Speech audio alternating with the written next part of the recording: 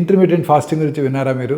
బరువు తగ్గడానికి కొన్ని గంటల ఆహారం తినకుండా ఉండే కొత్త ట్రెండ్. కానీ మీకు ఫ్యాటీ లివర్ కనుక ఉన్నట్టయితే ఇది మంచిదా లేక చెడ్డదా ఇవాళ మనం తెలుసుకుందాం. మీ కాలేయాన్ని ఒక బిజీగా ఉన్న వంటగదిగా ఊహించండి. అధిక కొవ్వు అక్కడ చెత్తలా పెరిగిపోతుంది, సరిగా పనిచేయడం కష్టమవుతుంది. ఇంటర్మీడియట్ ఫాస్టింగ్ ఈ చెత్తని తొలగించి కాలేయంలోని అదనపు కొవ్వును కరిగిస్తుంది.